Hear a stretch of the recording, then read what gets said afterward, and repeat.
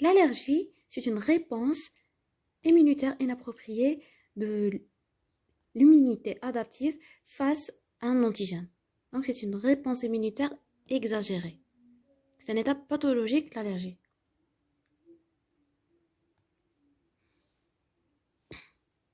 Cette réponse exagérée face aux allergènes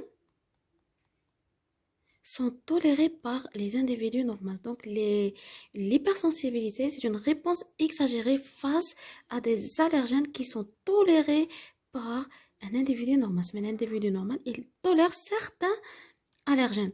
Par exemple, les allergènes, il y a des allergènes qui se trouvent flair, il y a des allergènes apportés par l'alimentation, par exemple fraises, des allergènes apportés par les médicaments.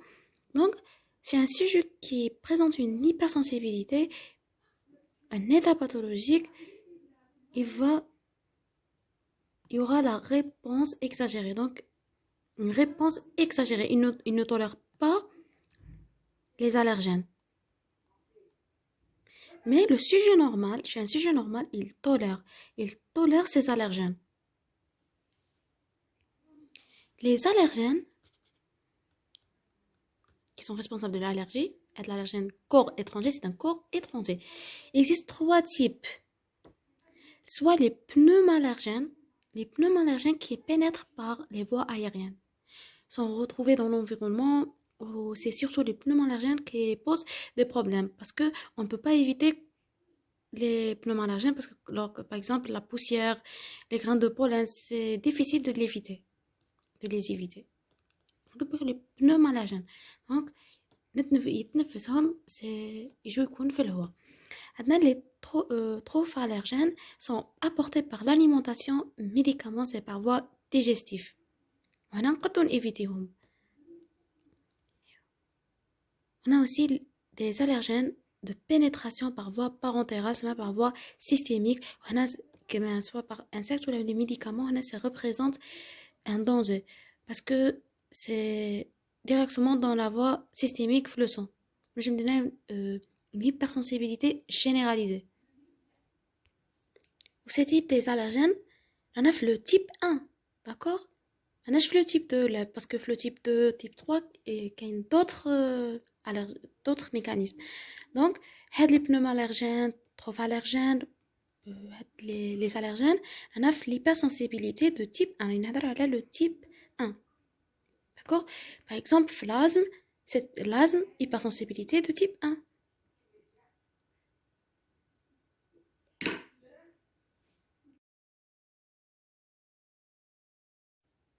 Il existe 4 types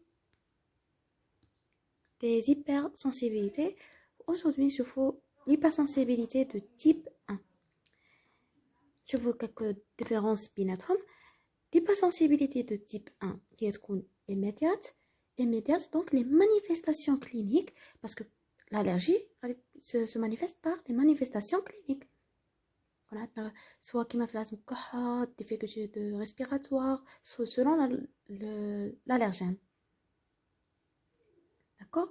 Donc, les signes cliniques, d'apparition immédiate. 5-15 minutes suite au contact avec l'allergène. Donc, il y a là un sujet allergie contre les fraises.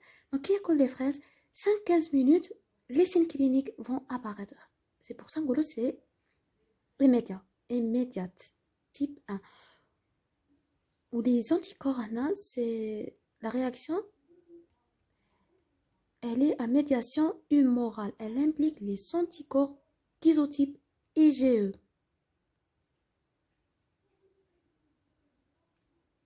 Donc, IgE, l'hypersensibilité de type 1.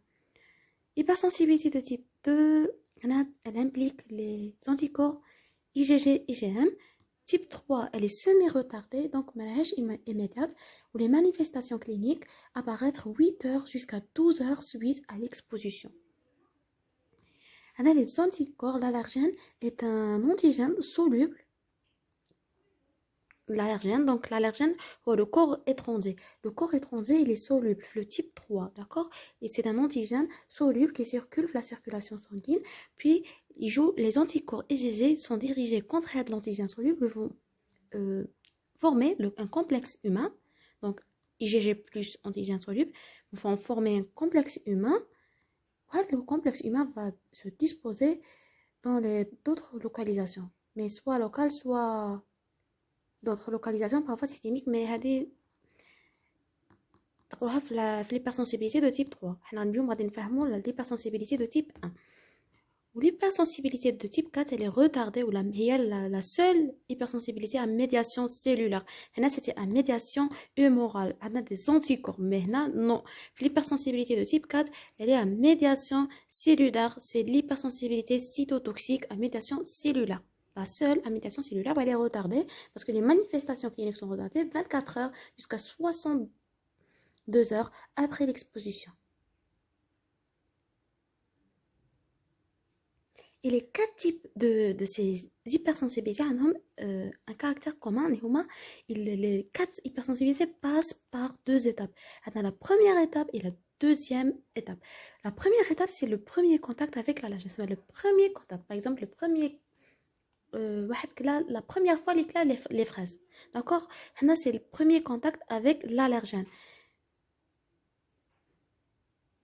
C'est l'étape de réaction immunitaire. À cette étape, il y aura la génération des effecteurs, soit des cellules, soit des anticorps. Donc, cellules et anticorps. D'accord? Pas de clinique. La phase 1, donc, les fraises, pas de signe clinique. Clinique. Elle est silencieuse, pas de symptômes cliniques. C'est l'allergène ou la pollen ou une exposition, parce qu'il y a des milliers d'allergènes. أنا أعطيتكم un exemple على الفراز باش تفهموا. المهم la première étape de contact, pas de signe clinique, elle est silencieuse. Puis le deuxième contact avec l'allergène, il y aura l'apparition des manifestations cliniques. Le deuxième contact, l'apparition des manifestations cliniques.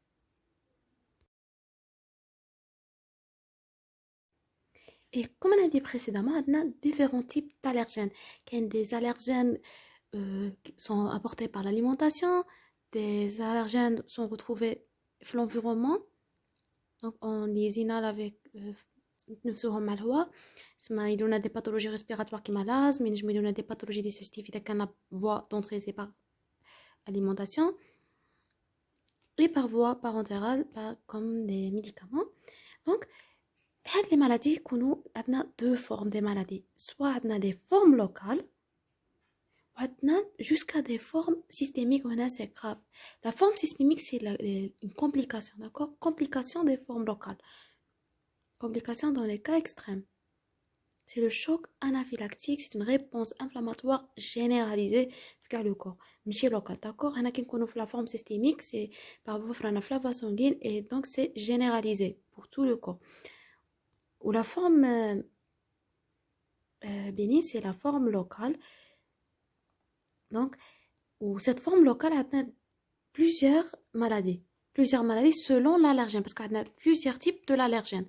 Par exemple, on a des rhinites allergiques, sphère ORL, on a les conjonctivites, des troubles digestifs, les urticaires. L'urticaire, c'est une réaction généralisée, le plus souvent liée à l'allergène alimentaire. On a aussi l'asthme.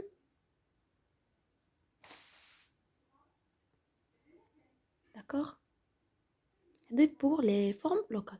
Maintenant, pour les formes systémiques, les complications, c'est le choc anaphylactique. Ou quand on fait les voies respiratoires, donc, comme l'asthme, on fait les bronches, les voies respiratoires, on a des l'œdème de Cuik. Mais c'est vraiment la complication. Parce que l'asthme, c'est une forme locale.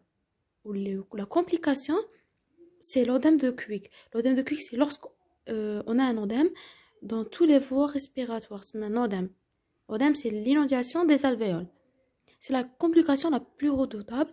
Elle est liée à une libération exagérée des médiateurs. Après, on voit les médiateurs sur l'œdème de Cuik, complication redoutable, ou les voies, œdème qui touche les voies respiratoires. En urgence, on injecte l'adrénaline, c'est pour établir la tension artérielle. Ou les antihistaminiques, c'est après, à long terme, d'accord? C'est par la suite, une méthode, les antihistaminiques. Oui, le traitement d'urgence, c'est par l'adrénaline, le traitement de l'œdème de Quick, d'accord? On a fait les formes graves. Pour les complications, parce que quand on a une forme locale bien tolérée, ou on a juste des crises, je me donne des antihistaminiques ou là des anti-inflammatoires.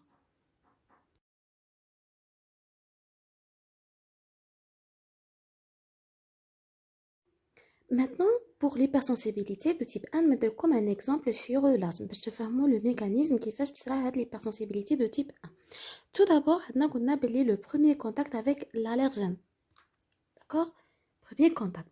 Le premier contact, c'est l'allergène, le corps étranger, c'est qu'on soit comme une poussière ou l'irritant, etc., acarien, plusieurs antigènes qui peuvent nous donner des hypersensibilités de type 1. D'accord? On a l'asthme, donc c'est l'antigène, c'est l'allergène fait des antigènes. Les antigènes, on est maintenant en bleu. Les antigènes sont représentés par la CPA. CPA, soit macrophages, cellules épithéliales et les cellules dendritiques sont des cellules qui représentent l'antigène. L'antigène, il est représenté par des molécules de HLA. Ils sont représentés pour les lymphocytes. Lymphocytes T-helper 0. D'accord? Donc, les lymphocytes T-helper, elles reconnaissent les antigènes. Puis, qu'est-ce qu'il y aura? Chez un sujet, il y a une allergie, donc l'état pathologique, les lymphocytes T-helper 0 vont être se différencier en lymphocytes T-helper 2. D'accord? Donc, comme on a dit après l'exposition à un allergène, j'ai un sujet non allergique, un sujet normal. Le TH0, elle va se différencier en TH1. D'accord? TH1, puis de sa libération, puis BL2, c'est un aphale. D'accord. Mais chez un sujet avec un état pathologique, il y aura un stress où le TH, lymphocyte helper 0, c'est la différenciation en T-helper 2. C'est un moyen plus fort pour détruire l'allergène. Là, c'est un état pathologique. Donc, la TH2, donc on regarde bien l'hypersensibilité type 1, les lymphocytes helper se différencient en deux. Lymphocytes helper 2. Où les lymphocytes helper 2 libèrent l'IL4, IL5, IL10 et l'IL13. Où l'IL4, شغال l'IL4, il transforme les lymphocytes B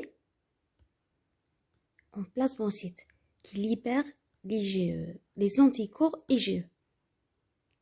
Les anticorps, on a bien nombre deux parties. La partie Fab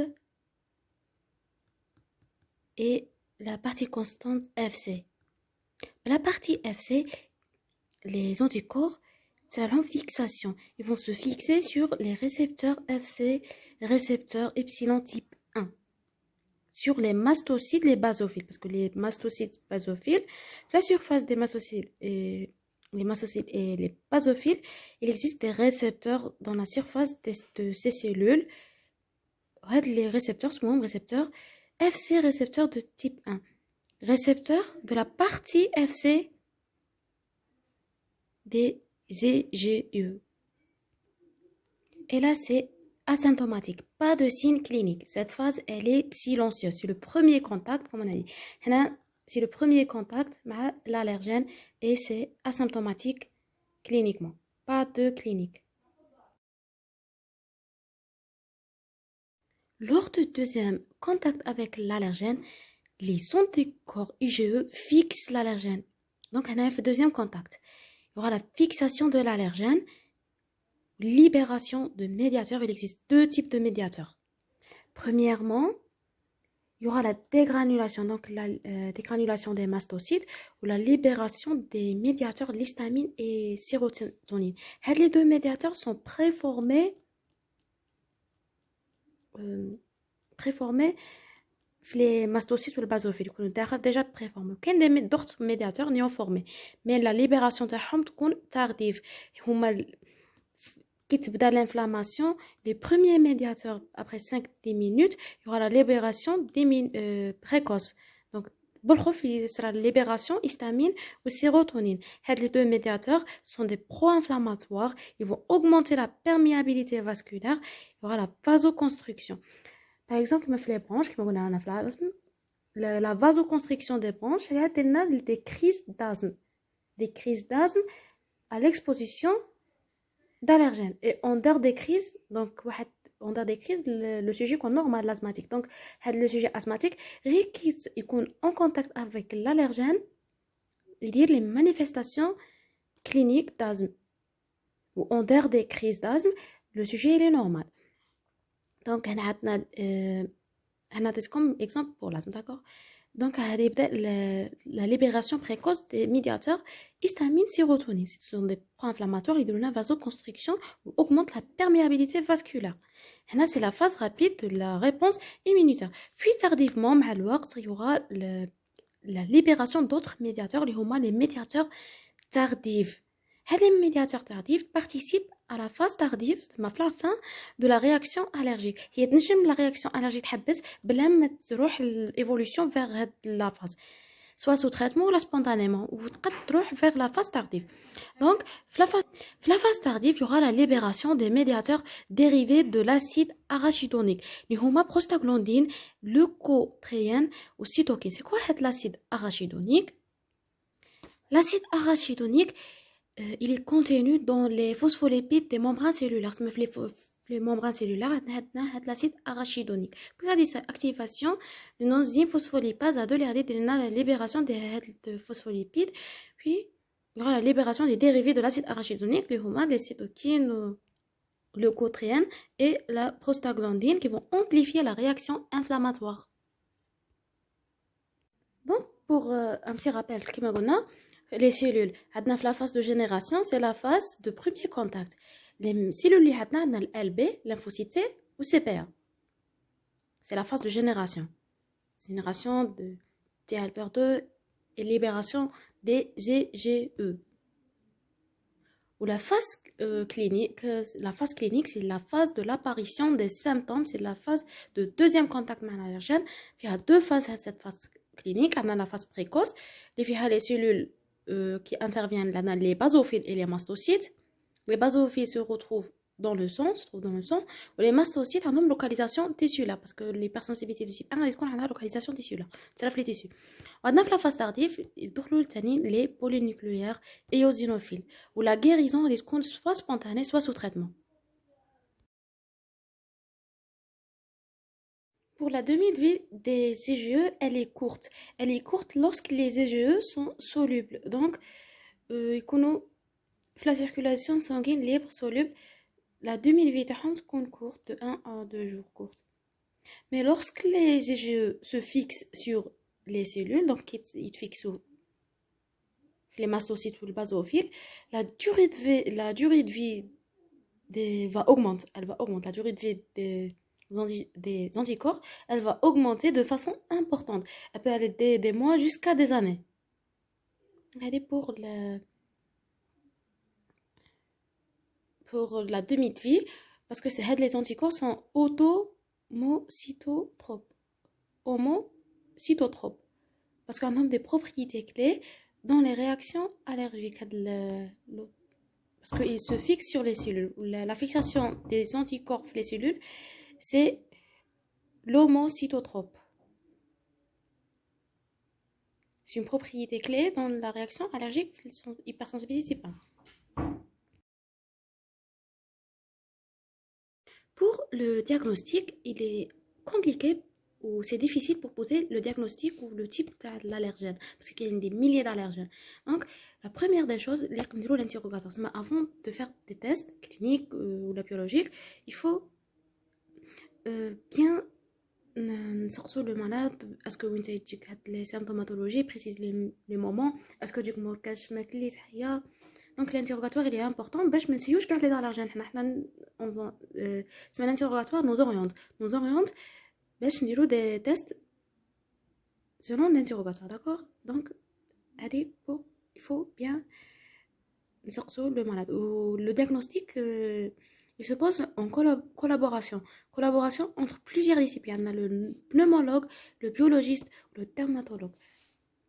Ou les tests, on a des tests cliniques et des tests biologiques. Tout d'abord, nous avons les tests cliniques. On a le premier test, c'est le test cutané, le Prague test. Le Prague test, on va utiliser les extraits de l'allergène. L'extrait de l'allergène, il est préparé soit de façon chimique ou là par recombinaison génétique. Oui, c'est que nous intéresse, c'est l'extrait de l'allergène, une injection. L'injection est sous-cutanée. Ou l'extrait de l'allergène, on l'utilise pour le diagnostic, même pour le traitement aussi, d'accord? Même